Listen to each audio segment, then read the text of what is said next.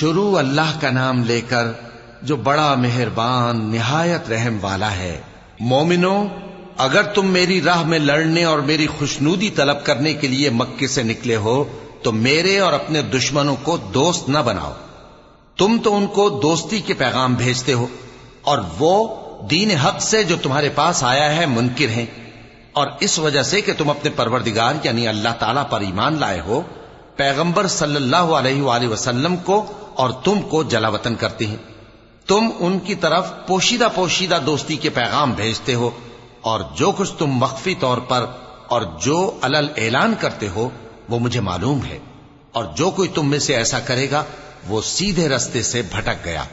اگر یہ کافر تم پر قدرت پالیں تو تمہارے دشمن ہو جائیں، اور ایذا کے لیے تم پر ہاتھ بھی چلائیں اور زبانیں بھی، اور یہ چاہتے ہیں کہ تم کسی طرح کافر ہو جاؤ۔ قیامت کے دن نہ تمہارے رشتے ناتے کام آئیں گے اور نہ اولاد۔ اس روز وہی تم میں فیصلہ کرے گا، اور جو کچھ تم کرتے ہو اللہ اس کو دیکھتا ہے۔ مسلمانوں، تمہیں ابراہیم اور ان کے رفقا کی نیک سیرت کو اپنانا ضروری ہے۔ جب انہوں نے اپنی قوم کے لوگوں سے کہا کہ ہم تم سے اور ان بتوں سے جن کو تم اللہ کے سوا پوجتے ہو بے تعلق ہیں، ہم تمہارے معبودوں کے کبھی قائل نہیں ہو سکتے، اور جب تک تم ایک اللہ پر ایمان نہ لاؤ ہم میں تم میں ہمیشہ کھلم کھلا عداوت اور دشمنی رہے گی۔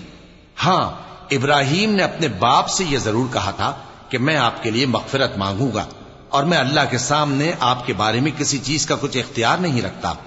اے ہمارے پروردگار، تجھی پر ہمارا بھروسہ ہے اور تیری ہی طرف ہم رجوع کرتے ہیں، اور تیرے ہی حضور میں ہمیں لوٹ کر آنا ہے۔ اے ہمارے پروردگار، ہم کو کافروں کے ذریعے فتنے میں نہ ڈالنا، اور اے ہمارے پروردگار ہمیں معاف فرما،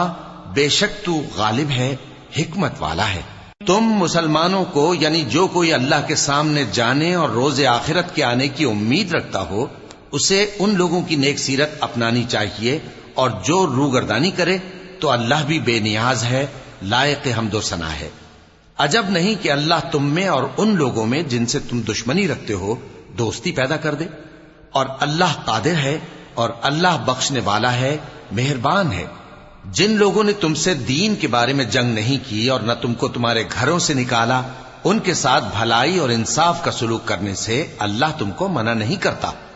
اللہ تو انصاف کرنے والوں کو دوست رکھتا ہے۔ اللہ انہی لوگوں کے ساتھ تم کو دوستی کرنے سے منع کرتا ہے جنہوں نے تم سے دین کے بارے میں لڑائی کی اور تم کو تمہارے گھروں سے نکالا اور تمہارے نکالنے میں اوروں کی مدد کی۔ تو جو لوگ ایسوں سے دوستی کریں گے وہی ظالم ہیں۔ مومنوں، جب تمہارے پاس مومن عورتیں وطن چھوڑ کر آئیں تو ان کی آزمائش کر لو، اور اللہ تو ان کے ایمان کو خوب جانتا ہے۔ سو اگر تم کو معلوم ہو کہ وہ مومن ہیں تو ان کو کفار کے پاس واپس نہ بھیجو کہ نہ یہ ان کو حلال ہیں اور نہ وہ ان کو حلال ہیں، اور جو کچھ انہوں نے ان پر خرچ کیا ہو وہ ان کو دے دو،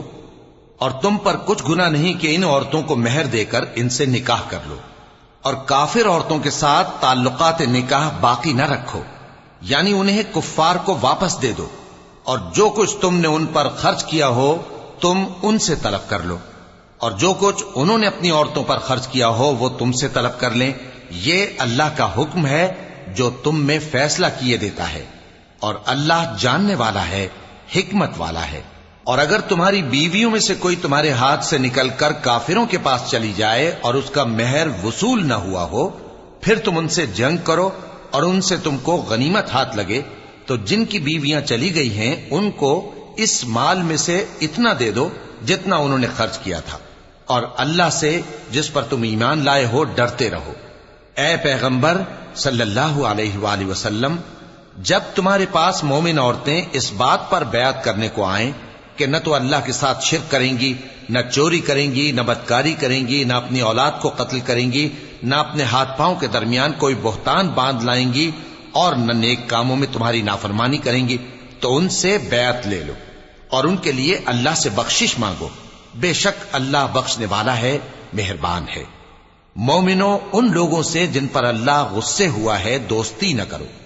کیونکہ جس طرح کافروں کو مردوں کے جی اٹھنے کی امید نہیں، اسی طرح ان لوگوں کو بھی آخرت کے آنے کی امید نہیں۔